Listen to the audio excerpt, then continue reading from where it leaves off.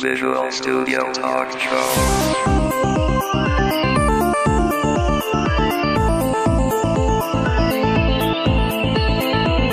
Visual Studio Talk Show est une présentation de la communauté .NET Montréal et de .NET Expertise. Visual Studio Talk Show. Bienvenue à une nouvelle émission du Visual Studio Talk Show, le podcast où on discute d'architecture logicielle avec la plateforme Microsoft.net. Mon nom est Mario Cardinal et je suis accompagné de Guy Barrette. Hey, salut Mario, ça va bien? Oui, ça va super bien. Hey, il fait tellement beau, on est au mois de juin. On est dans le hall du bureau où tu as, où est ton contrat principal. Oui, absolument. Alors, c'est pour ça que vous entendez un petit peu de bruit. Le Café Dépôt est juste à côté. Puis pourquoi on s'est rencontrés dans le hall, c'est que nous, on fait une intro pour une émission qu'on a pré-enregistrée. Ouais. Fin du mois de mai, on a rencontré Vincent Tancé et Éric Mignot. Deux Pixiciens qu'on a rencontrés à Laval. Dans les bureaux de Pixis. Ouais. Et on a profité avec eux pour discuter de Scrum.org, puis des formations, puis des certifications, puis démêler toutes ces choses-là, parce que l'agilité est vraiment omniprésente dans mon monde à moi, puis je pense de plus en plus dans le monde de beaucoup de développeurs.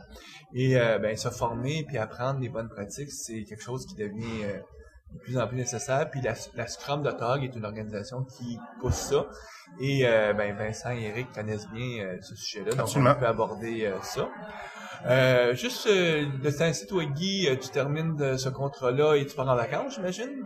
Ben, en fait, moi, je pars très bientôt pour Paris, France. Ah oui, c'est vrai, t'es conférencier à la USC. Oui, à l'Université du USC à Paris encore, je suis très privilégié. Je m'en vais faire une présentation, mais en fait, la présentation que j'ai faite depuis quelque temps sur l'architecture orientée coût, le Cost Oriented Architecture, qui est un peu une boutade, là. Ouais. Mais en fait, c'est pour conscientiser les gens que quand on développe pour le cloud, il y a des impacts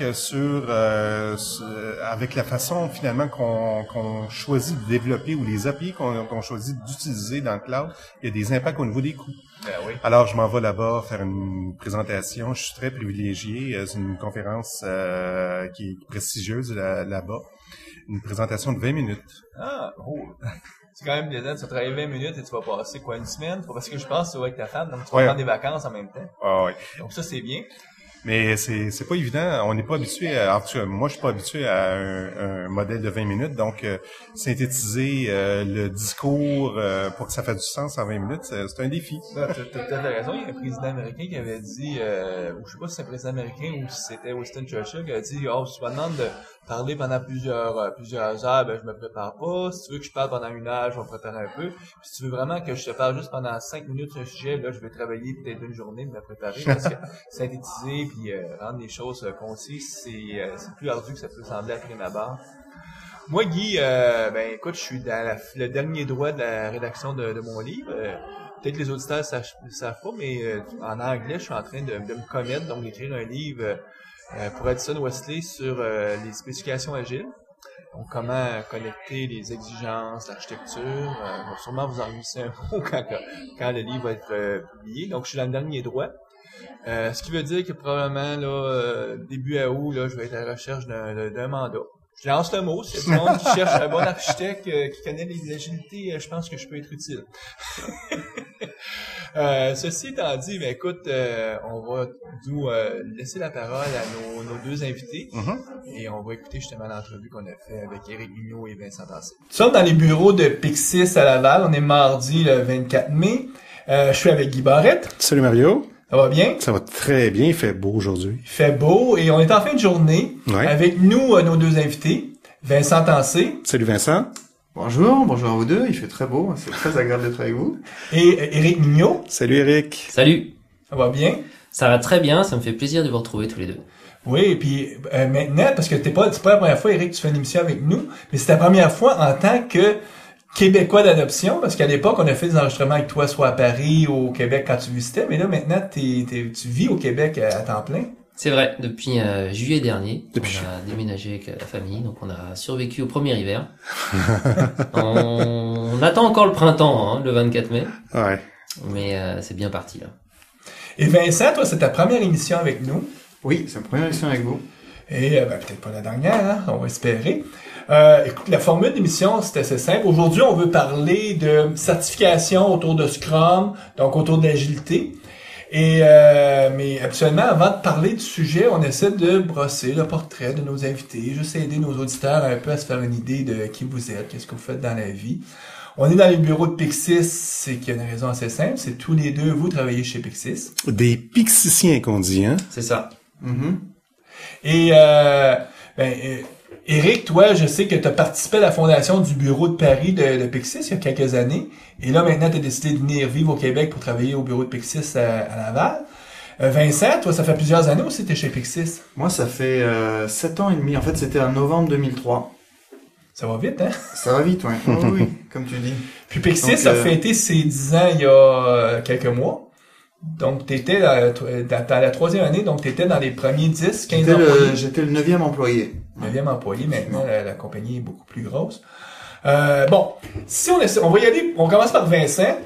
Vincent, tu participes à une émission où on parle de technologie Microsoft, mais à la base, t'es plus reconnu comme quelqu'un qui était dans les technologies Java, même aussi beaucoup Ruby. Bon, t'es capable mais tu vas travailler aussi avec les technologies .NET. Donc, tu fais partie de ces informaticiens qui sont capables de se promener d'un langage à l'autre. Mais beaucoup à Montréal, si on parle de Vincent Tancé, beaucoup de gens vont dire « Ah, c'est un expert Java ». Est-ce que je me trompe quand je dis ça? Non, c'est vrai que la majorité de ma carrière en développement logiciel, c'était dans le Java. J'ai découvert une passion pour le Ruby en 2004, donc je me suis beaucoup intéressé au langage, beaucoup programmé, surtout par hobby, moins dans des engagements professionnels. En plateforme Ruby, j'ai touché un peu au .NET. Donc, ça m'est arrivé. Assez pour juste dire, c'est une copie de Java. Ouais, c'est ça. J'ai eu une exposition superficielle. J'ai donné des cours TDD en .NET, donc tu vois, j'ai pu me rendre jusque là. Donc ça posait pas trop de problèmes. Généralement, je disais aux participants, quand ça devenait l'utilisation de librairies un peu trop spécifiques, on ouvrait le bon livre Microsoft, où on avait Internet à portée de main, et puis voilà, c'est un peu ma connaissance du langage. Parce que les principes de la programmation pilotée par les tests, le TDD, ça s'applique quelle que soit la plateforme. On peut le faire autant en Ruby, en Java ou en Microsoft. Donc, expliquer à des gens qui tu formes les principes, ça tu peux le faire quel que soit. C'est des principes de génie logiciel, là, donc c'est applicable à n'importe quelle plateforme. Avant d'être chez Pixis, parce que écoute, je m'en allais dire, t'as des cheveux gris, mais un peu comme nos deux invités aujourd'hui, une des caractéristiques, c'est que vous avez presque pas de cheveux. Tu peux enlever le presque dans mon cas.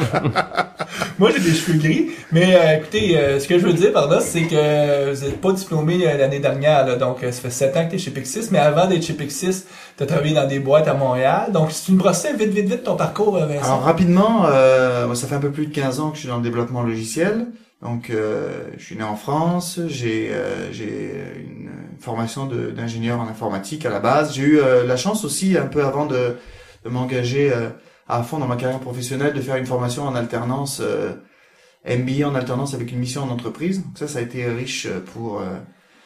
à cette époque-là, t'es en France quand tu fais ça. Je suis en France. Après, j'ai travaillé un petit peu dans une banque à Paris. Et puis, j'ai fait des démarches pour venir m'installer au Québec. J'ai fait mon... Est-ce que c'est... Je veux rentrer un peu dans le côté privé. C'est une jolie Québécoise que tu as rencontrée ou c'est vraiment une démarche, toi et ta femme, vous aviez envie de l'Amérique ou... Non, ma femme est québécoise, je l'ai rencontrée ici. En fait, pour revenir un petit peu en arrière avant ça, moi j'ai fait mon service national. Donc... t'as fait le service national. Oui, toi, Eric, t'as-tu fait le service? T'as-tu fait aussi, t'es français, donc est-ce que t'as fait ton service? En France, oui. J'ai compétit pour vous. Moi, je l'ai fait, non. Au contraire, tu devrais pas, parce que moi, je l'ai fait au Québec. Ah oui? Ce que je voulais faire. Comment t'as fait ça? Donc, je l'ai fait au Québec. Il y avait à ce moment-là, le service national était encore obligatoire, et puis tu avais plusieurs façons de le faire. Dans l'armée, en scientifique du contingent, donc scientifique dans une entreprise française, et puis dans des missions rattachées des missions à l'étranger. Okay. Donc moi j'ai eu la chance de faire ça, donc je suis venu travailler pendant 15-16 mois au Québec. C'est ça qui m'a donné le goût de revenir par la suite. La piqûre. En 96. Puis toi t'as rencontré une jolie Québécoise. Exactement. Qui est ma femme, qui est la mère de mes enfants. Qui prend femme, prend pays. Exact. C'est ce qu'ils disent, hein. Donc je suis revenu et puis j'ai travaillé quelques années après dans une compagnie qui s'appelle Gem+, qui est maintenant Gemalto, Préfusion. Dans les 4 cartes ans à là-bas. puce. Dans les cartes à puce, ouais. Donc, Qui était à l'île des Sœurs, si je me trompe. à l'île des Sœurs, et maintenant ils sont venus sur l'île de Montréal. Donc là, ça a été une bonne expérience aussi parce que beaucoup de projets technologiquement avancés et puis sur des choses comme du mobile banking, de la sécurité. Donc il y a pas mal de choses intéressantes à apprendre, l'intégration de systèmes. C'était très fascinant les projets qu'on avait. C'était une belle période aussi. Puis c'est là où je suis tombé un peu dans l'agilité, si on peut dire le terme, en 2000. Donc, est-ce que toi aussi, tu as lu le livre de Ken Beck? C'est la découverte est passée par le livre de Ken Beck. Exactement. C'est un parcours surprenant à beaucoup de gens. C'est le fameux livre de Ken Beck. C'est le fameux livre de Ken Beck en 2000. Donc il venait de sortir, il était tout frais. Et puis j'ai lu ça, puis je me suis dit, exactement. Voilà. Soyons formalisé mes pensées dans un livre. Et en mieux que ce que je pouvais imaginer. Et puis ça m'a donné le goût de... C'est toujours fascinant quand on lit un livre et qu'on se dit « Ah, j'aurais voulu écrire ce livre-là », mais on sait un peu que on n'aurait peut-être pas été capable d'écrire un livre où on synthétise si clairement l'essence, mais qu'on se dit « Ah, j'aurais aimé écrire ça ». Et là, tout ce qu'on peut faire dorénavant, c'est avoir une estime énorme pour la personne qui écrit. J'imagine que tu as peut-être rencontré maintenant dans ta vie Ken Beck. Ben oui, Ken Beck, j'ai eu la chance de le voir à Montréal, en fait. Il était venu donner une conférence. Je me rappelle plus, ça devait être en 2002. Il avait donné une conférence au crime. Il y avait pas mal de monde ce jour-là, puis on avait été prendre un verre avec lui. Je m'impliquais beaucoup à ce moment-là dans le groupe XP Montréal, Extreme Programming Montréal. On avait des rencontres très régulièrement, toutes les semaines, si je me rappelle bien. Et puis on l'avait invité en tant que membre du groupe XP à aller boire une bière avec nous. Puis c'est là, il m'avait parlé à ce moment-là de FIT. Ah oui? Ah ouais. Ça a commencé, il nous disait en anglais veut dire Framework for Integrated Testing. Exact, il nous avait parlé de ça, il nous avait dit FIT, on va regarder ça, c'est mon ami Ward Cunningham qui fait ça, donc on avait discuté avec ça de lui, de différentes choses. Donc j'ai eu l'occasion de le rencontrer une fois, puis j'ai dû le croiser une fois ou deux dans des conférences agiles après. Ce qui est bien, c'est quand tu rencontres ces gens-là, tu te dis « Wow, vraiment, c'est quelqu'un d'extraordinaire ». D'autres fois, il y a des gens, tu lis ce qu'ils écrivent, peut-être les rencontres, tu te dis, oh man, je me tiendrai pas avec lui, je le trouve désagréable et tout. Avec qui ça t'a fait ça, Mario? On veut des noms, Avec qui ça t'a fait ça, Mario? Dans la communauté Microsoft, je peux vous dire qu'il y a quelques personnes comme ça. Ah oui? Des fois, ils ont la tête tellement grosse qu'ils auraient la misère à rentrer dans une porte normale. Mais ça, c'est la vie, hein. Ça te prend toutes sortes de monde, faire un monde, hein, comme on dit. Donc, tu parlais pas d'Éric, là, hein? Non, moi, si je suis tranquille, j'ai pas écrit le livre. Ah, ok. Pas écrit Parfait. le livre encore. Peut-être un jour. Ça m'a l'air un trop gros boulot. Ouais, hein, faut vraiment être passionné. Mais Vincent, quelque part, t'as écrit l'équivalent d'un livre, parce que juste pour terminer ton portrait, on va parler aujourd'hui de certification, mais Ken Schwaber, qui s'occupe de la Scrum.org, à un moment donné, lui, voulait monter un cours pour les développeurs, parce qu'on va en parler un peu plus en détail dans l'interview. Et il t'a approché pour que tu sois la personne qui fasse et qui écrive ce cours-là du côté Java. Oui, on a eu effectivement ça s'est passé. C'est quasiment un travail de moine. En tout cas, c'est comme écrire un livre à quelque part. Ça a été un gros travail de plusieurs, étalé sur 7-8 mois en fait dans le temps. Bon, pas à temps plein à faire ça, hein, mais parce que évidemment c'est un cours de 5 jours, donc il y a beaucoup de matériel. Et puis il y a un gros cas d'étude.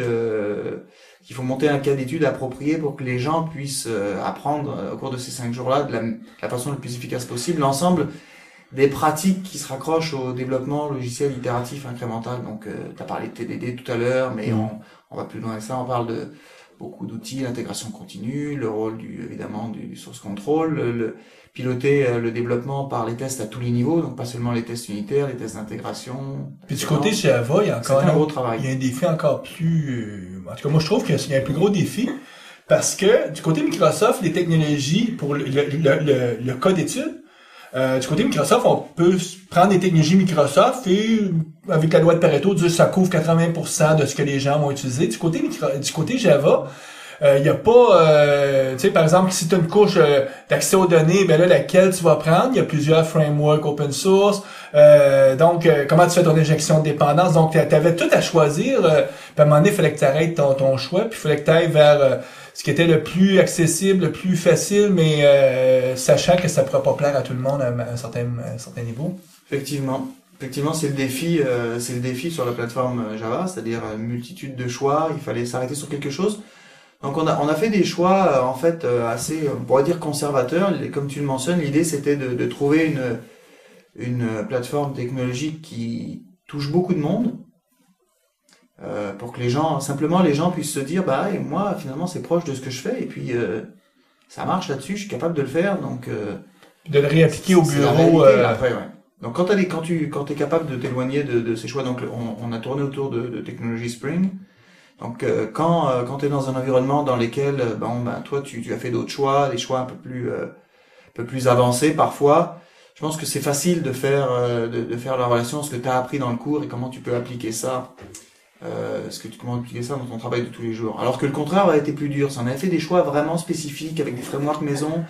Le danger, c'était que les gens se disent, ok, je comprends, ça marche sur ces technologies-là, mais là, vous avez un peu tous les bons ingrédients pour que ça marche. Puis moi, je vais retourner à mon travail lundi, là, puis je suis pogné avec ça, avec du Spring, avec ceci, avec cela, avec du Hibernate, comment je m'y prends. Donc là, on voulait désamorcer ça, justement, et dire, bah non, t'es dans ces plateformes-là qui sont très utilisées, ben voilà comment on le fait. Donc même si parfois les technologies peuvent nous gêner un peu, on voit qu'on a développé les outils dans le cours pour se donner les meilleures chances de développer le meilleur logiciel. Ça fait partie des gros points d'apprentissage dans ces cours, c'est on veut pas subir la technologie, puis on montre que c'est possible. Donc en prenant des technos comme ça, une stack assez mainstream là sur un Spring, Hibernate, et puis Vélocité, enfin, etc. On dit il n'y a pas de fatalité, les gens qui se disent on peut pas faire du TDD end-to-end là-dessus, ben si on peut. Il suffit on se retrousse les manches parfois quelque peu là, construire les outils dont on a besoin, mais il suffit de s'y mettre, et puis c'est tout à fait possible. Il n'y a aucune plateforme qui empêche de faire du TDD. Même il y a des gens à un moment donné qui disaient Silverlight c'est trop nouveau, on peut pas. Ben oui, ça se fait. Il faut juste des fois peut-être rajouter les petites pièces manquantes. Parce qu'on sait qu'un jour Microsoft va peut-être arriver avec ce qu'il faut, mais si on se met à attendre le fabricant, on peut peut-être attendre pendant plusieurs mois, plusieurs années, puis fabriquer ce qui manque quand on comprend les concepts, c'est pas si ardu que ça. Hein. Je pense qu'on passe, il y a ces deux choses dans le cours. Il y a non seulement comprendre effectivement comment on fait UTDD, puis au-delà de ça, se dire finalement, même si j'ai des conditions un peu différentes dans mon environnement de travail, comprendre les principes pour avoir la capacité à construire nos propres outils.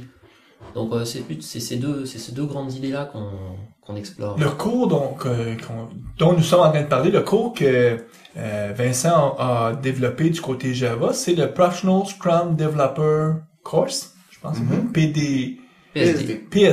Donc P pour Professional, S pour Scrum et D pour développeur. C'est un cours qui s'adresse aux développeurs, qui dure 5 jours et qui fait partie du curriculum de la Scrum.org. Donc, on va passer tout à l'heure le portrait d'où viennent toutes les certifications autour de Scrum, même un peu l'historique. On va remonter jusque dans les années 2000-2002. Mais avant d'embarquer là-dedans, je vais vous voir juste qu'on parle un peu de toi, Eric. On vient de faire un peu le portrait de Vincent et tu nous as permis de faire le pont en prenant la parole. Donc, Monsieur Mignot, communément appelé Bob. Bob? Je sais pas pourquoi tu te fais appeler Bob, mais t'aimes ça. Hein? Non, mais c'est parce qu'il y avait trop d'Eric à Pixis, alors on s'y perdait. Donc ça vient de là, c'est tout. Ah, t'as choisi Bob comme ça? C'est venu comme ça, là, sur un pont téléphonique. Moi, je croyais... Ça a pris 3 secondes. J'ai cru à une certaine époque que tu faisais appeler Bob par... je sais pas si tu connais la chanson de Boris Vian, Je suis snob. Pas du tout, je connais pas cette chanson, mais... En tout cas, c'est une chanson dans laquelle je m'appelle Eric, mais on dit Bob. Dans la chanson, il dit ça, puis je me demandais si ça vient même de... Je pourrais dire ça maintenant. Puis, c'est parce que... Mais ça va faire un petit peu... Autant. Ouais, parce que Boris Vian, là, oula. Mais moi, j'adore cette chanson-là, parce qu'à un moment donné, il dit qu'il écoute la télévision, mais il trouvait ça trop... je sais pas s'il dit le terme chiant, mais en tout cas, il a tourné de bord, et de l'autre côté, c'est passionnant. OK. Hey, mais c'est incroyable ce qu'on apprend en écoutant le Visual Studio Talk Show. Oui, on parlait de Boris Vian. Mais tout ça pour dire... bon, Eric, arrivé au Québec depuis maintenant presque 1 an, 11 mois. Oui. Donc, on le voit d'ailleurs, on a juste écouté, t'as déjà commencé à prendre l'accent. Ah, tu trouves? Ouais. Là, c'est parce que j'ai le nez pris un peu, là. Oui, t'as des allergies, hein, je crois. Ben, en ce moment, là, comme le printemps a du mal à s'installer, là, qu'il fait chaud, il fait froid, il fait chaud, il fait froid, c'est surtout c'est l'enfer. Le rhume qui vient, là. C'est tout. Donc, Eric, nous, on a déjà fait des émissions passionnantes avec toi sur les 5 dysfonctions des équipes. On a fait des émissions aussi avec Raphaël Pierrequin. Donc, on a discuté beaucoup avec toi de processus, de façon de développer ce logiciel, et ce qui peut laisser croire que le côté technique de la chose, c'est pas quelque chose qui te passionne et ça serait faux. Ça serait mal te connaître parce que, écoute, tu enseignes le cours justement sur le PSD parce que tu adores aussi les pratiques d'ingénierie. Ben, c'est vrai qu'avec Vincent, là, on se retrouve bien là-dessus. Donc, ça fait plusieurs années maintenant qu'on donne des cours ensemble. Donc, maintenant, évidemment, on se concentre sur les cours du programme la Scrum.org. Et puis, maintenant, depuis quelques semaines, on a un curriculum assez complet dans la Scrum.org sur des cours qui adressent, le Product Owner, le Scrum Master, et puis l'équipe elle-même. Donc, on a 2 cours. On a un cours Techno Java que Vincent a monté, puis on a 2 cours .NET que Richard Anderson a monté. Et puis on donne ces 2 cours-là. Et les deux cours PSD sont effectivement des cours dans lesquels on passe énormément de temps à coder en fait. C'est vraiment on se met à l'intérieur du framework de Scrum, donc on regarde ce qui se passe à l'intérieur des itérations, dans les sprints. Et on apprend aux élèves justement à maîtriser le TDD de bout en bout. Sur les tests end-to-end également. Ce qui est intéressant, c'est que c'est un cours qui est axé sur les développeurs, mais on met l'emphase sur le développement. Oui, je sais pas pourquoi tu dis mais là, mais effectivement. En fait, souvent, alors ça c'est peut-être un point qu'on peut préciser quand on parle de développeurs, on parle donc de tous les gens qui font partie de l'équipe Scrum. Qui font partie de l'équipe de développement et puis qui participent à la construction du produit. Donc on va retrouver là-dedans les gens qui parfois ont des rôles de testeurs, parfois ont des rôles de codeurs. Donc c'est ça qu'on attache derrière le terme développeur. Ouais. Ce que je voulais dire en fait, c'est que souvent quand on enseigne des processus, c'est souvent théorique. Tandis que là, c'est vraiment... Ah oui, là, on l'a pas du tout, là. C'est vraiment pratique, là. Là, ce serait le fun, d'ailleurs, que vous veniez dans ce cours aussi, vous deux, là. Vous pourriez peut-être nous aider à l'améliorer. Oui. Et ce serait pour vous, vous allez coder toute la journée, ça c'est sûr. Parce que ce sont des cours où tous les jours, on répète un petit peu le même modèle, dans lequel on a une itération, donc planning, le sprint lui-même, revue, rétrospective, comme ça tous les jours. Parce que si on ferait juste expliquer la théorie de ce que c'est le fameux framework Scrum, qui est un framework finalement pour inspecter et s'adapter, un coup que t'as passé 1 heure, 1 heure et demie à expliquer ça, t'as fait le tour, ça va assez vite. C'est quand même pas un framework de gestion de projet difficile à comprendre. Non, mais le framework, il est simple, effectivement, à décrire. Ce qui est difficile, c'est comment l'appliquer au jour le jour dans des vrais projets, et c'est ce qu'on reproduit en 5 jours, en forçant des mini-sprints. Donc, on fera pas des sprints de 2 semaines, forcément. Vous allez faire des mini-sprints qui vont durer quelques heures. Oui, c'est ça. Le sprint, ça dépend de la forme du cours, mais dans la PSD Java, le sprint dure 5 heures, en fait. Et donc, dans un sprint, dans ce fameux cadre Scrum-là, t'as le début où est-ce qu'on fait la planification, et tu vas jusqu'à présenter à la fin du sprint ce que tu as produit, donc le code que tu as construit, et faire une rétrospective. Et ensuite, on recommence le cycle, et en le faisant à 3-4 reprises, et en forçant, j'imagine que vous mettez en place aussi quelques contraintes pour que les gens reproduisent peut-être ce qu'on trouve un peu dans la vie de tous les jours pour commencer à avoir une réflexion sur comment je vais appliquer ça demain matin quand je vais revenir au bureau. Quand je dis quelques contraintes, c'est toute la dynamique humaine qui doit entrer là-dedans. Puis j'imagine que vous devez forcer des choses pour que cette dynamique-là arrive. Comme par exemple quelqu'un qui est un peu spectateur, qui s'implique pas, qui fait pas. Ce qu'on peut vivre souvent quand on fait un projet à l'école à 4 personnes, on sait qu'un projet à 4 personnes, c'est toujours 2 ou 3 personnes qui font un projet, puis il y en a toujours un qui est spectateur, puis qui ramasse la même note que les autres à la fin du cours. Alors là, il y a une différence importante quand même, c'est que les gens, ils ont eu envie de venir. Ah oui, donc ils ont pas envie d'être spectateurs. Non, rarement, parce qu'ils sont là pour en prendre le maximum. Effectivement, comme tu le dis, c'est un cours qui se fait bien mieux en équipe. Donc, il nous arrivait en décembre dernier d'avoir des gens qui venaient de la même entreprise en équipe, en fait, pendant ce cours de 5 jours.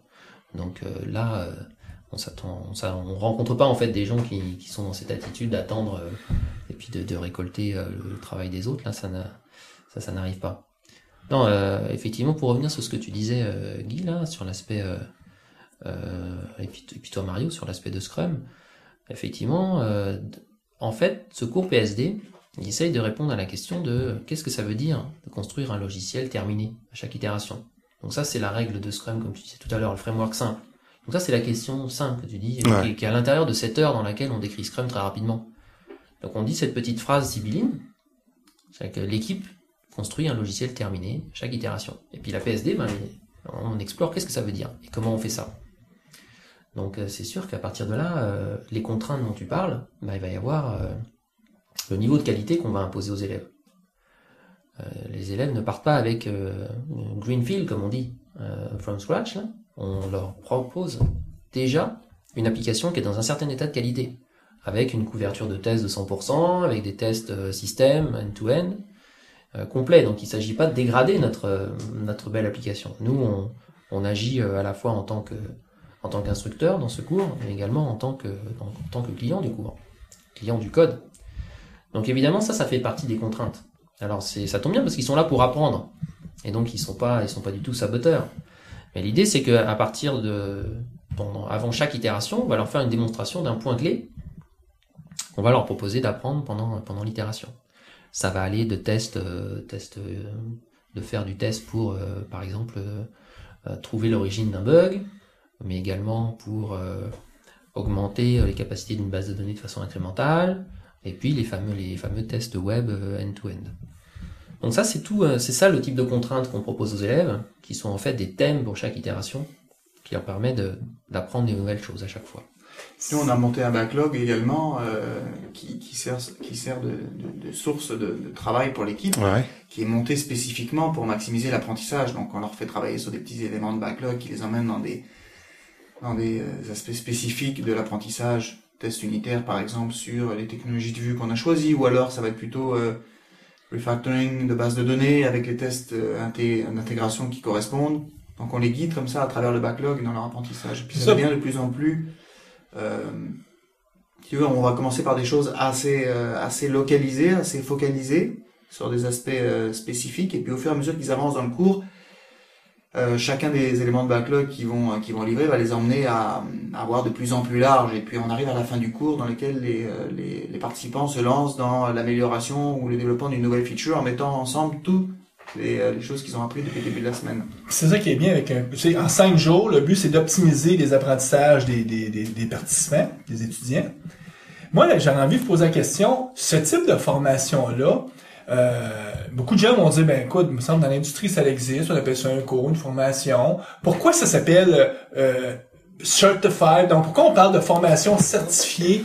Donc d'où vient tout ce concept-là de dire, ces cours-là vont être certifiés, contrairement à un cours que Pierre Jean-Jacques aurait pu créer ou un cours que Microsoft pourrait donner sur le développement avec ASP.NET par exemple. Donc qu'est-ce qui... déjà tu notes que il y a pas il y a pas le mot certifié dans le PSD. Donc à la fin de ce cours-là, il y a vraiment t'as pas une étiquette que tu es certifié comme développeur Scrum. Exact. Donc, vois-tu, c'est intéressant. Donc, ma perception à moi, quand j'ai entendu parler de Scrum.org, c'est, on veut certifier. Puis peut-être parce que je faisais le parallèle avec une autre organisation qui existait préalablement, mais qui existe encore, qui donnait les fameux cours certifiés pour les Scrum Masters. D'ailleurs, historiquement, ce nom, ce cours de la Scrum Alliance, il s'appelait comme ça. C'était le Certified Scrum Master. Donc, c'est un portrait historique juste pour aider nos auditeurs à comprendre. Moi, je peux essayer d'y aller rapidement. En fait, en 2002, c'est parti d'une volonté de Ken au début. Donc Ken Schwaber était partie prenante de cette organisation-là qui s'appelle la Scrum Alliance n'existait pas à ce moment-là encore. Oui.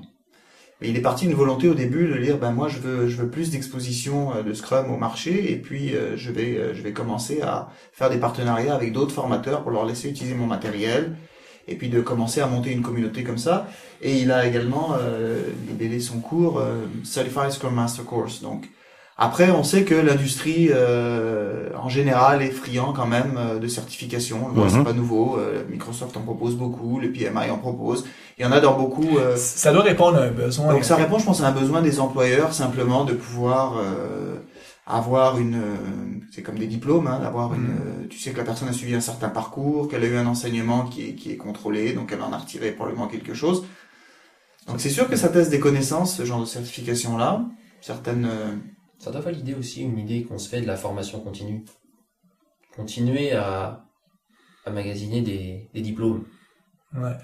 Ça doit représenter quelque chose de ça. Toutes les fois qu'on parle de quelque chose qui est une certification, ça donne aussi, il y a toujours des gens qui vont profiter de l'occasion pour dire des choses en mal face à ça, parce que c'est certain que dans les étudiants qui vont suivre la certification, tu peux avoir des gens qui vont utiliser ça adéquatement. Puis, malheureusement, des idiots, il y en a partout. Donc, tu peux avoir aussi un idiot qui suit le cours et qui, après ça, fait quelque chose de complètement du développement logiciel qui a pas de bon sens. Et des gens disent, c'est quelqu'un qui est certifié. Ouais, moi, j'en ai donné beaucoup des formations CSM parce que j'ai été pendant 4 ans formateur pour la Scrum Alliance.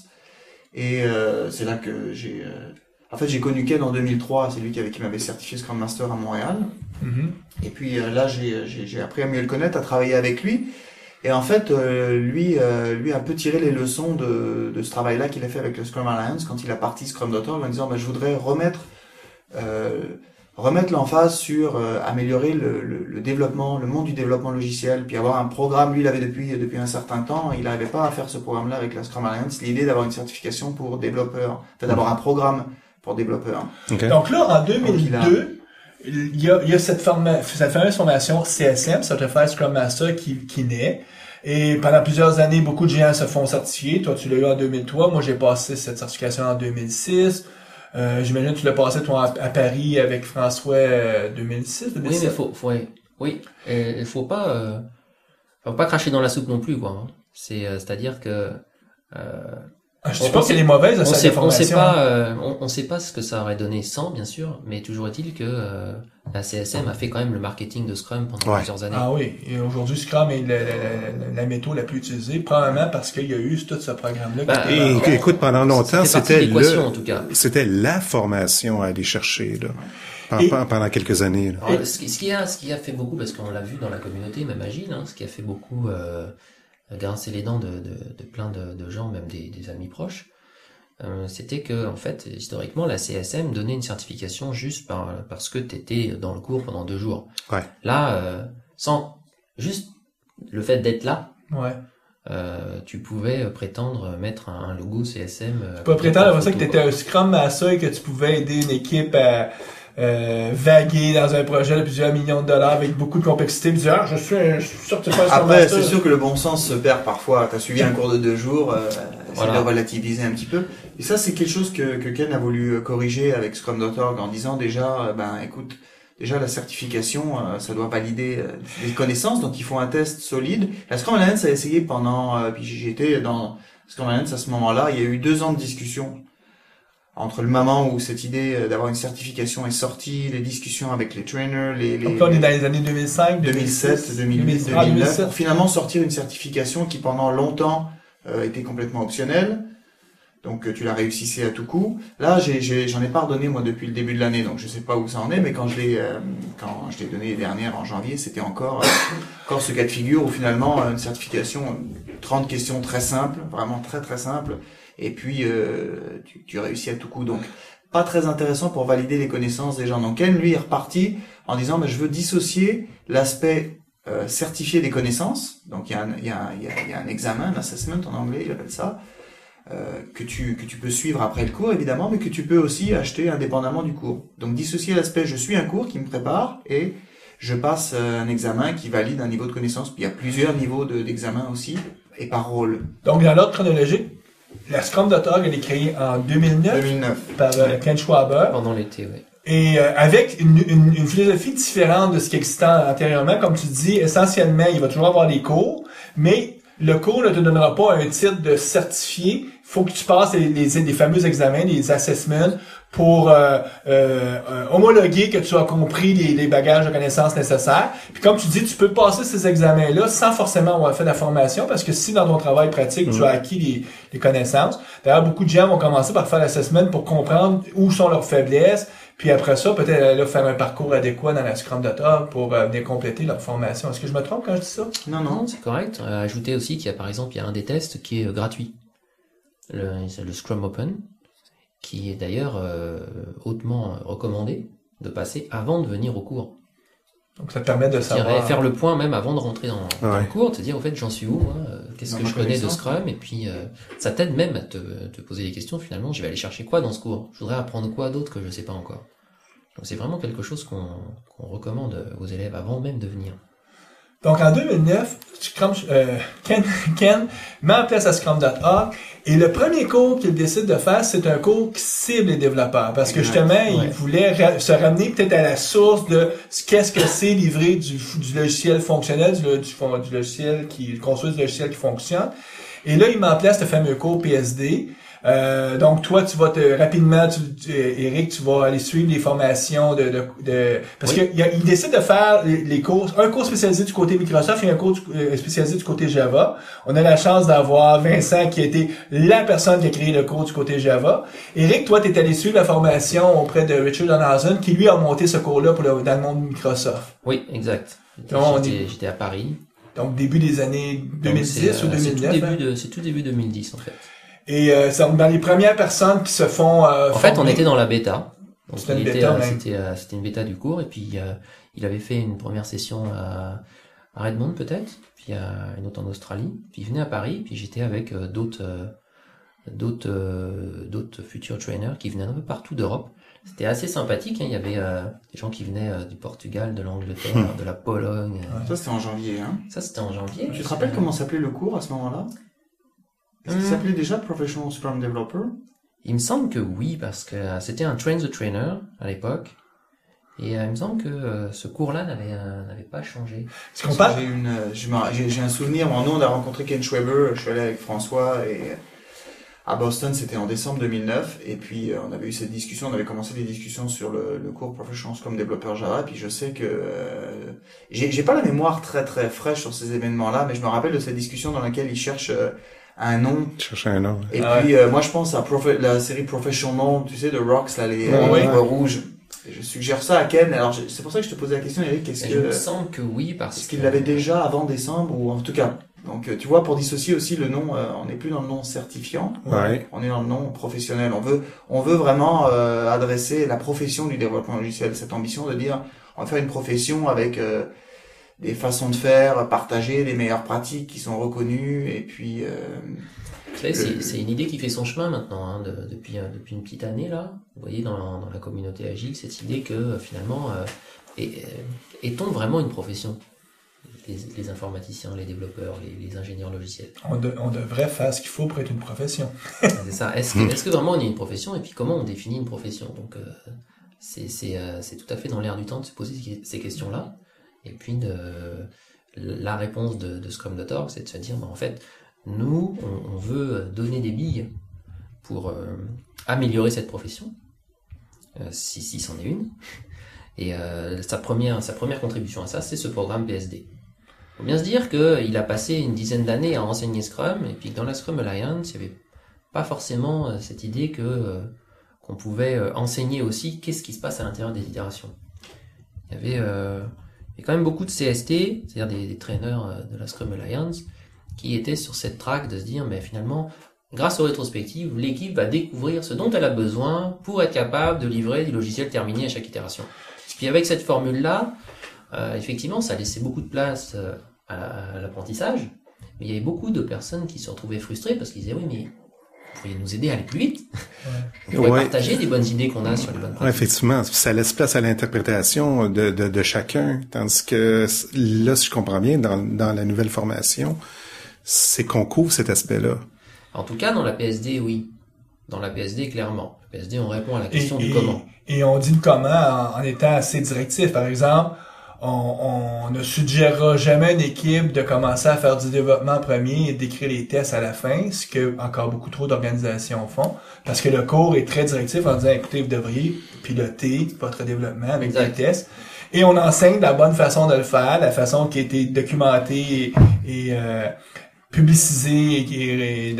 D'ailleurs, les deux cours, que ce soit le .NET ou le Java, commencent par un module de hotfix, comme on dit. Donc, c'est se dire, en fait, on leur met dans les mains une application qui a des anomalies connues. Et puis, le jeu consiste à commencer par écrire un test qui met en valeur l'anomalie avant de le corriger pour le voir passer au vert. Et les deux cours commencent comme ça. Ce qui est une pratique qu'on devrait toujours faire, de toute façon. Exact. Quand on a appris ce pli-là, cette façon de voir le monde, avec ces lunettes, où est-ce qu'on se dit, si je ne peux pas le tester, ça vaut pas la peine même de le construire, ça change complètement notre perception de ce qu'est faire du développement logiciel. Puis si le cours cherche aussi à changer les habitudes des gens, leur disant, écoutez, regardez, ce n'est pas difficile à faire, et un coup, vous l'avez goûté, c'est un peu comme la télévision couleur, un coup, tu as commencé à regarder la télévision en couleur, tu regardes la télévision noir et blanc avec un regard un peu, tu n'en veux plus, hein, tu dis, non, moi, c'est la télévision couleur. C'est ça. Donc là, l'équivalent, c'est, tu veux voir une alternance rouge, vert. Dès que t'as plus ça, t'es perdu. Tu veux pas rester en noir et gris. C'est bien. La Scrum.org, depuis plusieurs... Donc là, c'est né en 2009. Donc la première emphase a été mise sur un cours pour les développeurs. Oui. Mais là, on s'est pas arrêté là parce que justement, si on parle d'une profession... Donc moi, j'ai cru comprendre dernièrement qu'on étend maintenant le curriculum de la Scrum.org. Ah oui, parce qu'au départ, Ken est quand même parti avec son cours CSM aussi, qui avait évolué depuis la première version qu'il a livrée en 2002. Et il appelait à ce moment-là Scrum in Depth. Donc Scrum approfondi, OK. qui plus tard a été renommé en Professional Scrum Master. Donc depuis, le cours a subi plusieurs évolutions, hein, et puis là, ça c'est une bonne chose également, c'est qu'il est en constante évolution suite au feedback du marché, puis également à la participation d'une communauté de trainers qui partagent le même matériel et qui font évoluer Ah, c'est ensemble. intéressant parce qu'il a perdu le mot certifié. C'est Mais maintenant. le cours qui adresse le rôle du Scrum Master, lui, se nomme Professional Scrum Master. Parfait. Ensuite, le curriculum s'est enrichi d'un cours qui s'appelle maintenant Professional Scrum Foundations. Donc ça, c'est un cours de 2 jours qui vise à simplement enseigner les bases de Scrum, et puis comment l'utiliser, puis comment planifier avec Scrum, et puis les différents pièges dans lesquels il faut pas tomber. Donc c'est beaucoup plus un cours d'introduction. Donc introduire ce cours-là. Donc ça, c'est un cours qui est très intéressant d'ailleurs parce que c'est un cours qui mixe. On va faire un peu de théorie, et puis on va mettre ça en pratique dans l'exécution dans le développement d'un logiciel, mais de façon très simple parce que c'est développer un site web avec Word, donc c'est à la portée de tout le monde. Ça demande pas beaucoup de compétences techniques, mais tu travailles en équipe, tu travailles en Scrum, tu vis un planning, parce que Scrum c'est quelque chose qui s'apprend beaucoup en le faisant. Par la La théorie pratique. est simple, mais en pratiquant, c'est ouais. là où tu commences à comprendre les difficultés, les subtilités. Si je comprends bien, il y a 4 grandes catégories de rôles dans le fameux framework Scrum. Puis vous compléterez mais un des premiers rôles, le plus important, ceux qui construisent le logiciel, les développeurs. Ceux-là qui étaient adressés en premier. Mais il y a 3 autres rôles. Les fameux, les clients, les stakeholders, donc ceux qui vont demander le logiciel. Et 2 rôles non négligeables, celui du Scrum Master, donc le gardien du processus ou le facilitateur, et le fameux directeur du produit, donc le Product Owner, comme on dit en anglais. Et à quelque part, le fameux cours de fondation permet à ces 3 autres catégories-là d'avoir les fondations de base pour comprendre Scrum. Et un intervenant, un stakeholder, probablement ne ferait que la formation stakeholder et la formation, le fameux cursus fondation, et ça serait assez pour lui. Un Scrum Master va continuer avec le cursus le Professional Scrum Master. Et il y a un cursus aussi du côté, j'imagine, Product Owner. Product Owner. Donc, il y a effectivement un cursus spécialisé pour le Product Owner 2 jours. Donc là, tu vas apprendre à utiliser Scrum dans un rôle de Product Owner pour maximiser la rentabilité de ton produit en développement logiciel, et puis aligner un ensemble de paramètres. Donc ça, c'est un cours très avancé qui va t'amener à vraiment réfléchir à mes investissements dans mon entreprise, dans mon département IT. Et finalement, quand on regarde $1 investi dans mon département IT, il s'en va où? Tu t'aperçois qu'en fait, il y a une faible portion de ce $-là qui va dans l'innovation, donc le développement de nouvelles fonctionnalités de produits. Et que pour vraiment tirer profit du développement itératif incrémental, t'as pas mal de choses à aligner. T'as tout ton cycle de développement de produit, donc aussi bien en amont de la réalisation du produit là que l'équipe de développement va faire, et en aval aussi, c'est-à-dire les équipes de livraison, d'exploitation, les clients qui doivent absorber ta livraison. Donc ça t'amène à vraiment faire couvrir l'ensemble de cette chaîne de valeur là avec le chapeau du product owner, donc la personne qui va avoir la responsabilité de maximiser le rendement de l'investissement dans ce produit-là. Personnellement, j'ai longtemps cru que le rôle de Scrum Master était le rôle le plus ardu parce que c'est lui qui doit justement s'assurer que l'équipe acquiert et met en place le framework correctement. Mais avec les années, moi, j'arrive quasiment à la conclusion que quand tu es un product owner, donc quand tu es le gestionnaire, le directeur du produit, donc le directeur, celui qui doit décider ce qui sera construit d'itération en itération, c'est un rôle assez ardu parce que c'est un rôle complet. Ça demande beaucoup de compétences qui sont pas juste des compétences techniques, mais des compétences humaines. C'est là où j'imagine où la formation, elle a un pied dans cette formation-là, doit avoir un pied de chaque côté, autant du côté relations humaines, dynamique organisationnelle que la dynamique technique. Ben la formation Product Owner, en fait, elle va mettre l'emphase beaucoup plus sur le volet gestion de produits. Donc, ça s'appelle Product Management en anglais. Donc beaucoup plus l'emphase là-dessus. Pas beaucoup ou très peu en fait sur le volet technique ou sur le volet humain. Donc les trois rôles de Scrum, donc l'équipe, le Product Owner et le Scrum Master sont des rôles dans des perspectives très disjointes. Il y en a le Scrum Master s'occupe du process, l'équipe du travail, le Product Owner du produit. Donc t'as tendance à dire c'est Scrum Master, c'est vraiment la pièce maîtresse. Non, c'est Product Owner, non, c'est l'équipe. Et en fait, tu t'en sors pas, il te faut les trois. C'est tout. Puis moi je suis aussi. Je suis très heureux de voir qu'il y a une formation, la fameuse formation Foundation en anglais, parce que je trouve que c'est très ardu de faire bien comprendre à nos fameux stakeholders, donc à nos intervenants. Oui, ça c'est un point qui est intéressant dans le sens où souvent le stakeholder est pris devant le fait et embarque dans le processus et tout ça sans avoir de base.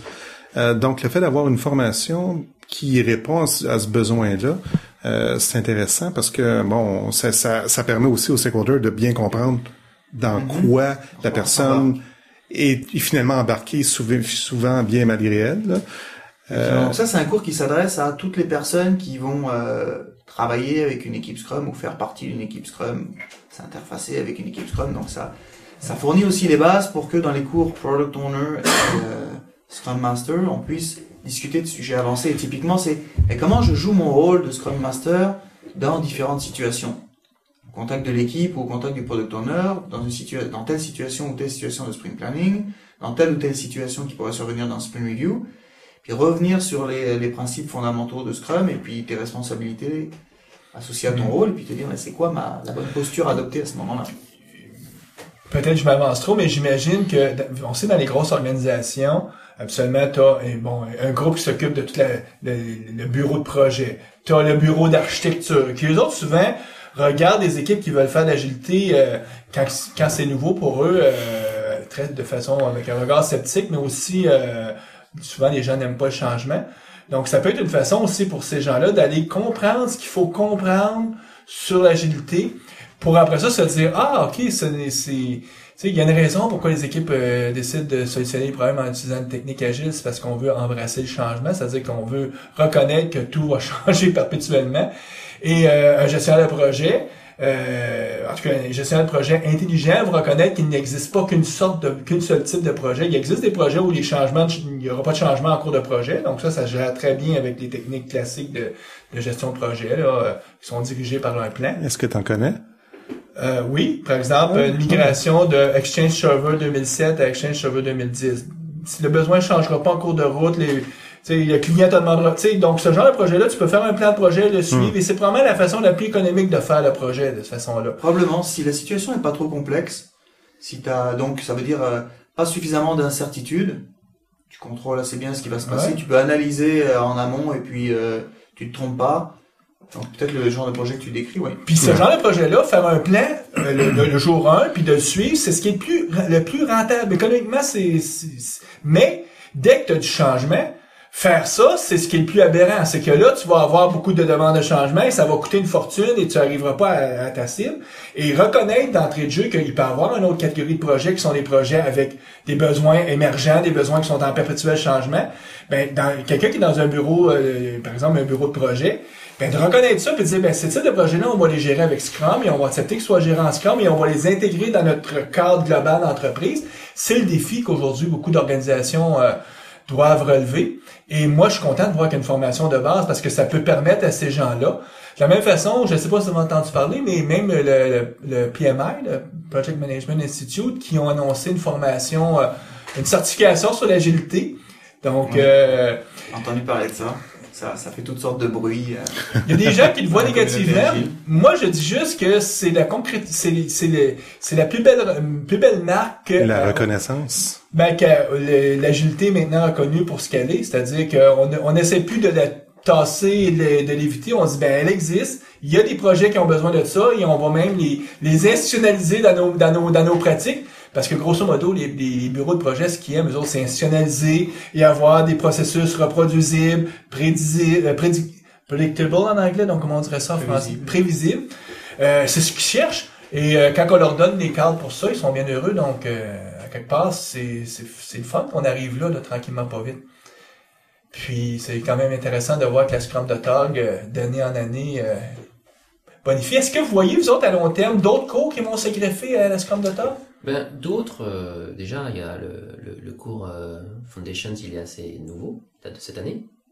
Toi, tu l'as donné une fois, je pense. Vous l'avez donné une fois? donné deux fois. Deux fois à date? Le Product Owner aussi est assez nouveau. Le tourneur est assez nouveau. Donc, en fait, en un an, on a eu le programme de Scrum.org, c'est complètement étoffé pour être assez mûr maintenant.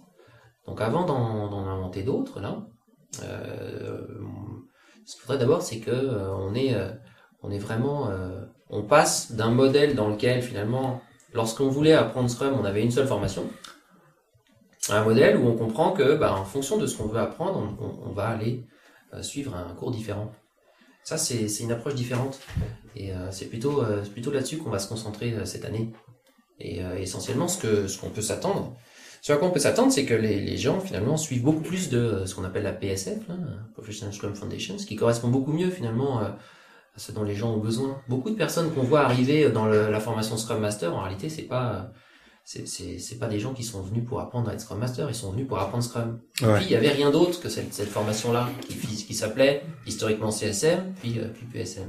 Maintenant, avoir un programme complet et puis la formation de base pour tout le monde, ça va permettre à la plupart d'en tirer beaucoup plus.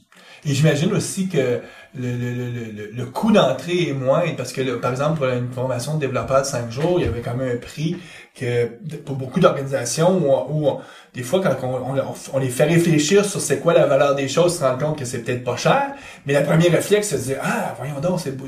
On parle de la formation PSD, elle est au cours couple de milliers de dollars, je crois. Oui. Tandis que la formation Foundation, vu qu'elle est 2 jours, elle doit être quoi, 1 millier de dollars peut-être? Oui, 1500 par là. Tout un peu les mêmes, toutes les formations de 2 jours, là, que ce soit les formations Foundation, Scrum Master, PO, sont toutes sur le même, un peu sur les mêmes modèles. Donc, quels que soient les trainers, ça ressemble. Puis, ce qui est intéressant, c'est que les cours, c'est pas, tu pourrais toujours dire, je peux acheter un livre et le lire, alors faut que tu trouves le temps de le lire, mais le cours est bâti de façon à t'amener à faire un cheminement aussi pour que les fameux déclics ou les AA se passent dans la journée, que tu fasses comme, je ne vois plus le monde de la même façon. En fait, c'est pour ça que, par exemple, dans le cours PSF, on fait alterner pratique et théorie. Donc, on fait des itérations pendant la journée, et puis, entre les itérations, on revient sur des éléments théoriques. Typiquement, par exemple, de façon anecdotique, au début, la première itération de la PSF, on n'insiste pas forcément sur Scrum lui-même. On va juste mettre vraiment le focus sur cette idée de la timebox. Donc, timebox auto-organisation. Timebox, auto-organisation, pour permettre aux équipes de se rendre compte de la valeur de la timebox, et de dire, quand c'est fini, puis on mesure ce qu'on a. Et puis, même si on avait presque fini, on n'étend pas la timebox, la valeur de faire le point, mesurer ce qu'on a, pour ensuite prendre des décisions pour la suite. Puis petit à petit, on introduit le planning, on introduit le daily scrum, on introduit les revues au cours de ces 2 jours. On y va petit à petit pour laisser aux gens le temps d'apprendre. Vous savez que la personne qui a écrit le fameux cours Professional Foundation, David Starr, va être à Montréal la semaine prochaine. Oui, on lui a parlé ce matin. Oui, on lui a parlé ce matin parce que on a différentes, évidemment, comme disait Vincent, en fait, tous les traîneurs de la Scrum.org, c'est un point important, je trouve, c'est qu'on partage tous le même matériel. Mm-hmm. Ça, c'est un point pour moi qui est clé, c'est que tous les traîneurs de Scrum.org, quand ils donnent la PSF, on utilise le même matériel, le même backlog. Et ça nous permet justement de nous donner du feedback les uns des autres, puisque finalement chaque feedback des élèves est partagé par tous les trainers.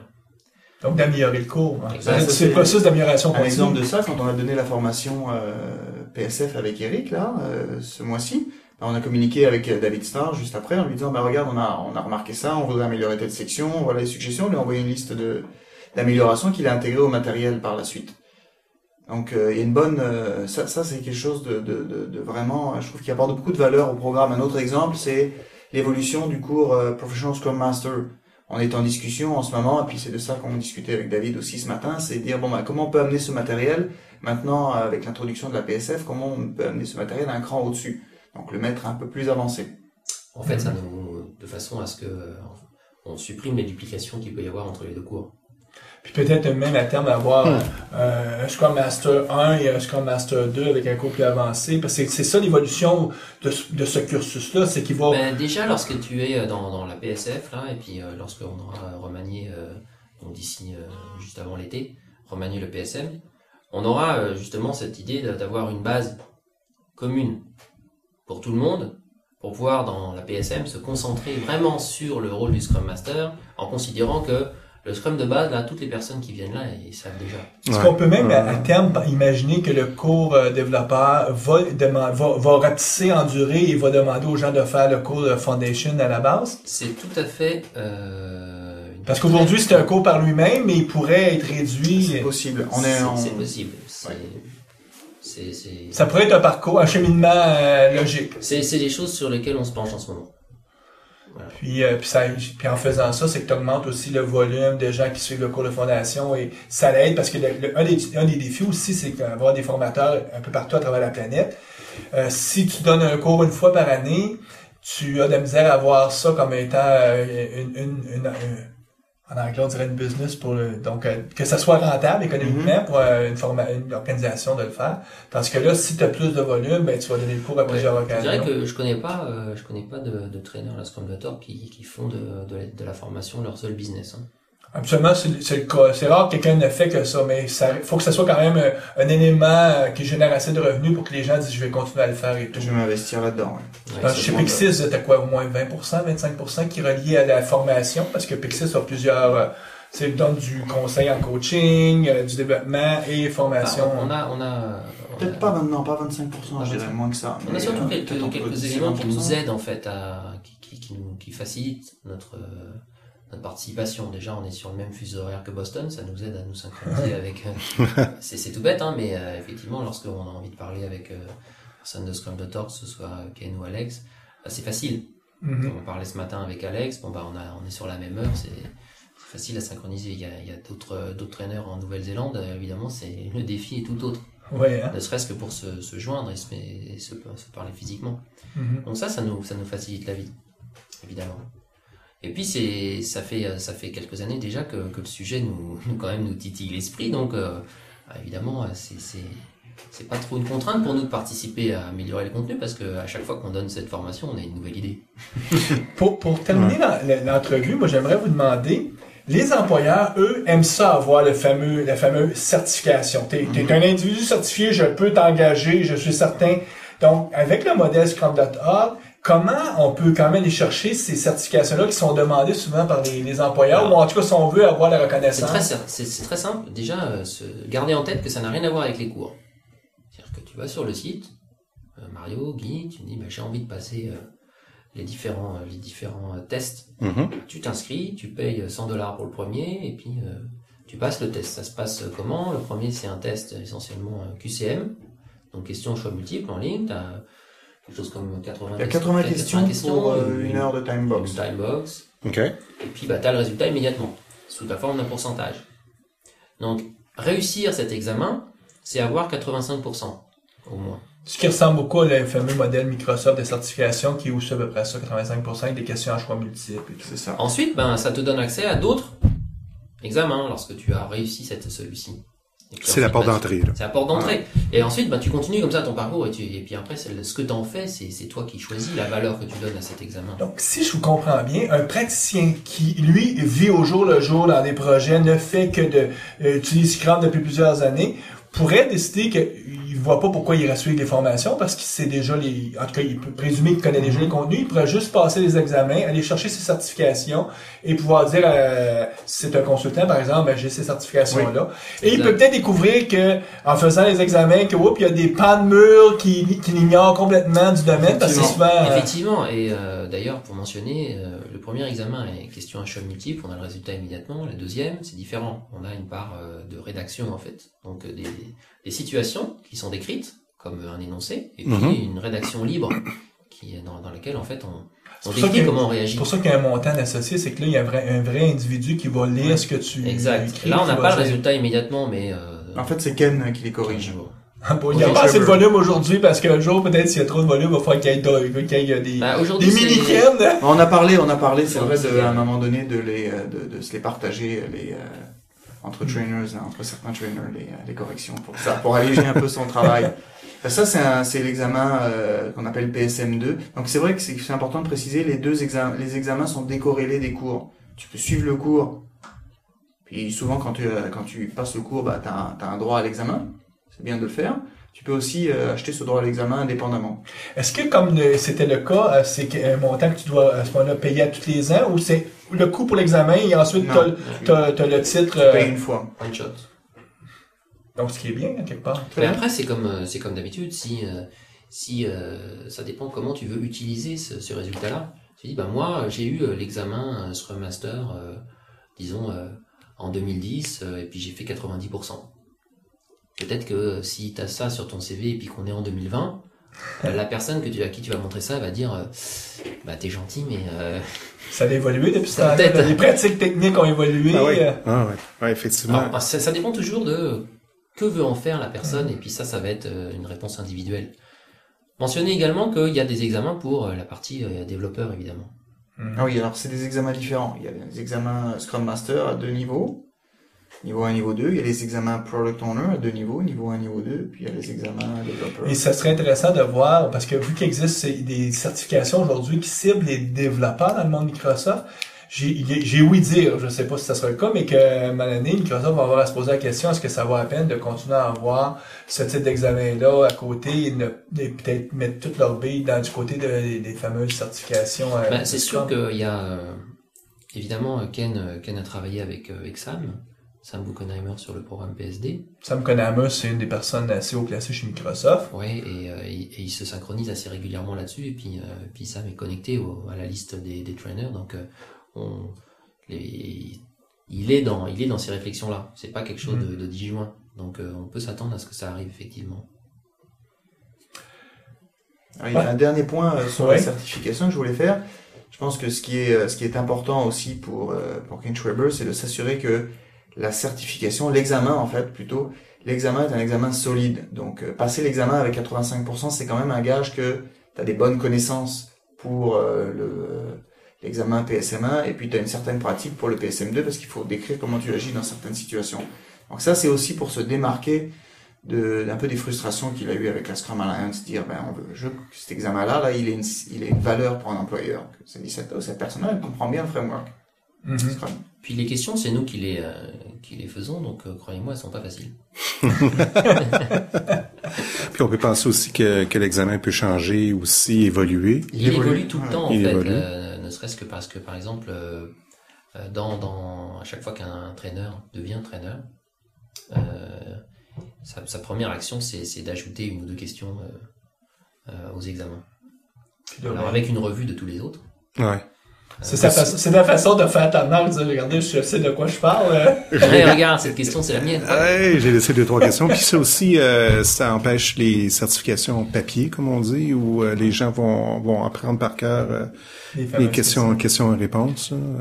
Alors, en plus, il y a beaucoup plus de questions, en fait. Il y a un gros pool de questions, et puis dans l'examen, on en prend 60 ou... Ouais. Ça dépend de l'examen. Ouais, effectivement. Je vous remercie. C'était bien intéressant de comprendre un peu mieux. Donc, le site web, c'est scrum.org. Oui, simple. Donc, on n'a pas besoin vraiment d'en dire plus que ça. Donc, allez-y, puis vous pouvez juger par vous-même. Et j'espère que l'émission vous a donné une bonne vue d'ensemble des avantages de pouvoir suivre ces formations-là. Ouais, puis si vous voulez de la formation à Montréal, vous pouvez aller sur le site de Pixis. Ils sont aussi sur scrum.org et puis vous verrez Ouais, parce que Ça sera bon. si on regarde à travers la planète, il y a différentes organisations. Donc, sur la région de Montréal, même Québec, Pixis, c'est l'organisation principale. Même sur Paris, hein, je pense, vous donnez des cours sur Paris. Oui. Donc, forcément, je peux vous dire, c'est un bon endroit pour suivre des formations. Des formations qui se donnent en centre-ville, en plus. Ouais, donc pas Ça besoin de pour venir ceux- à Laval. Je dis ça pour ceux qui ont peur de venir à Laval. Oui.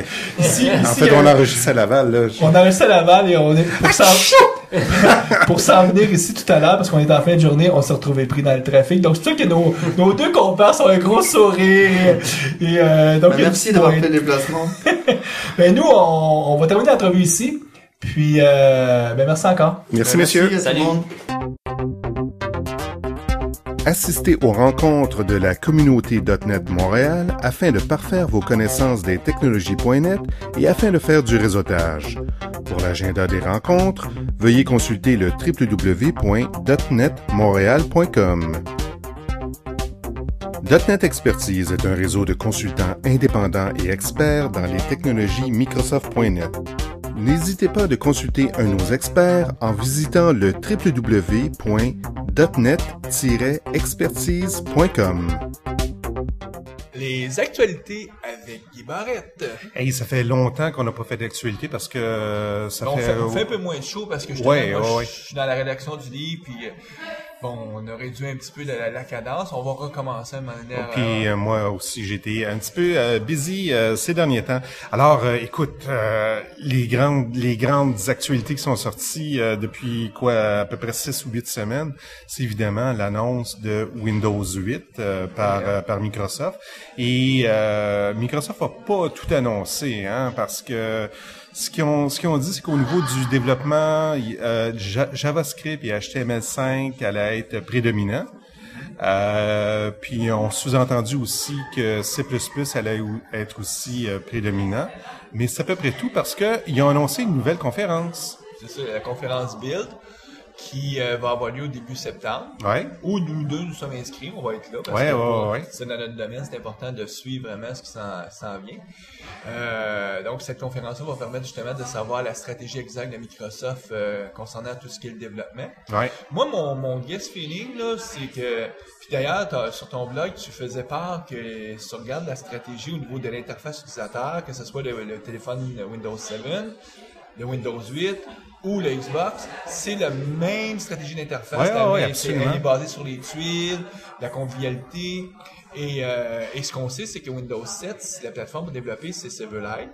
Sur la console Xbox, Silverlight aussi est une plateforme, donc je serais pas surpris qu'il y ait eu Silverlight dans le décor aussi pour le Windows 8. Mais c'est pas ce que les développeurs Silverlight ont compris. Eux autres, ils ont compris que Silverlight allait plus être supporté, tout ça. Donc, tout le monde, il faut se calmer. Je pense que Microsoft va pas tout annoncer. Il y a beaucoup de cartes encore dans leur jeu et ça va être dévoilé soit près du mois de septembre ou tout simplement à la conférence Build. Moi, grosso modo, ce que je pense, c'est que maintenant, on avait comme aujourd'hui, dans la plateforme.net, on avait deux grandes familles. Tu pouvais soit développer sous .net, en mode avec une machine virtuelle, ou tu peux toujours en C++ natif, parler au OS direct. Ouais. Puis là, je pense que Microsoft va arriver à dire, maintenant, tu as 3 modes de programmation. Tu as toujours C++ natif, avec un API, puis tu peux faire des choses. Ouais.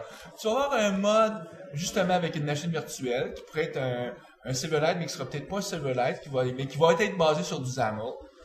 Et tu vas avoir le mode JavaScript HTML qui va te permettre vraiment de faire des applications rapidement, légères, mais que peut-être qu'on ne voudra pas utiliser si on fait des applications de haut niveau. En tout cas, ça donnerait 3 options. Ça, c'est mon guess feeling. Ouais, Peut-être que je suis dans l'erreur. en fait, c'est ce qu'on va voir au mois de septembre. Donc, la conférence, c'est Build qui va avoir lieu au mois de septembre. Oui. Moi, je suis allé à TechEd au mois de mai. Oui, puis il y a eu des annonces au niveau de Visual Studio, la prochaine version. Oui, ben là, les gens de Microsoft, on se le cachera pas. Hein. Microsoft, la plateforme Team Foundation Server, TFS que je connais bien parce que je travaille avec eux là-dessus. Mais ils ont manqué un peu le bateau pour ce qui est de l'agilité. C'est pas pour rien qu'il existe un produit Urban Turtle qui permet justement de pouvoir avoir un taskboard, d'avoir justement tous le visuel nécessaire pour faire l'agilité correctement. Ben, qu'est-ce que Microsoft a annoncé à TechEd? Ben, c'est que Il allait ajouter l'agilité dans TFS. ben, l'agilité était déjà là au niveau des crèveries. Ce qui manquait, c'était l'équivalent de Urban Turtle. Ah, Et grosso ok, modo, ce que Microsoft a annoncé, c'est attendez-vous d'avoir les mêmes fonctionnalités qu'un Urban Turtle dans la plateforme TFS. Ah. Et le pourquoi il l'a annoncé à TechEd, plutôt parce que le produit n'existe pas encore. Ah non. C'est une façon aussi de dire aux clients, ben lâchez-nous pas, quittez pas la plateforme TFS. On s'en vient avec vraiment un support fantastique pour tout ce qui est de l'agilité. Et ça permettait aussi à Microsoft de pouvoir aisément expliquer à leurs clients, tu veux faire d'agilité, tu peux le faire aujourd'hui en 2010, tu as juste à rajouter Urban Turtle et ça fonctionne bien.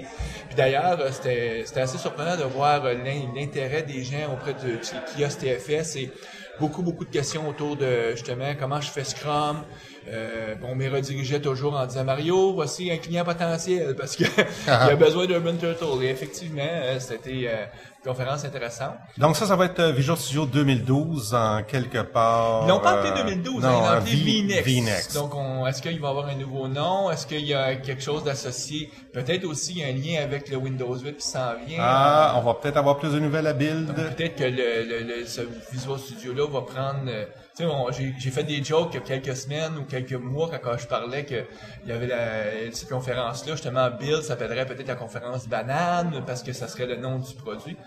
On verra qu'est-ce qui s'en vient. Le mois de septembre va être le mois intéressant, on va en savoir plus. Nous, on vous prépare d'ailleurs quelques podcasts là, sur le sujet. Oui, absolument. Plus concrètement, cette semaine, il est sorti de nouvelles extensions pour Visual Studio 2010 qui permettent finalement de mettre à jour le HTML5, le JavaScript, donc pour avoir l'intelligence, pour que ça fonctionne bien là, dans Visual Studio 2010. Parce qu'aujourd'hui, si tu veux vraiment être positionné pour le futur, c'est de faire du ASP.NET MVC, puis d'essayer de faire du code le plus proche du HTML5. Ouais. Et Microsoft, pour répondre justement aux early adopters, si je peux prendre ce terme-là, donc les gens qui, eux autres, veulent sauter tout de suite dans ce bateau-là, ben, ils fournissent l'outillage. Puis d'ailleurs, les équipes de Microsoft aussi le font, hein, parce que eux aussi veulent être sûrs de s'aligner pour ce que va être le futur qui est, c'est clair, HTML5 et JavaScript. Donc ça vient juste de sortir. Il y a une autre chose aussi qui est intéressante qui vient de sortir, une version bêta d'un API pour la Kinect.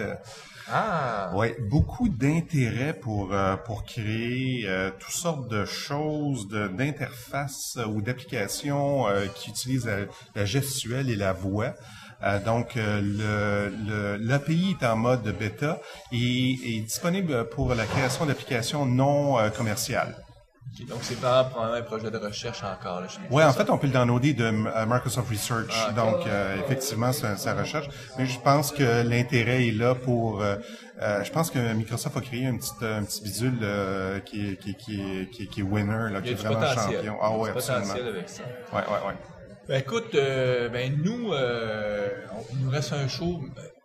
En réalité, on continue parce qu'on va avoir un show au mois de juillet, on va avoir un show au mois d'août, donc c'est comme si on n'arrêterait pas, mais on sait entre nous qu'il va y avoir des vacances parce qu'on a en fait, c'est ça, au niveau de la communauté, on n'a pas de meeting durant l'été, donc on vient de terminer en mois de juin, on fait une pause en juillet et en août. Donc, si vous écoutez, vous avez des idées de sujets qu'on voudrait traiter, que vous voudriez voir couverts lors de meetings de la communauté, envoyez-nous un petit courriel, ça va nous faire plaisir de regarder si on peut trouver des conférenciers qui pourraient présenter là-dessus. Mais sur ça, on va souhaiter bonne programmation à nos auditeurs et un bon été. Oui. Au revoir.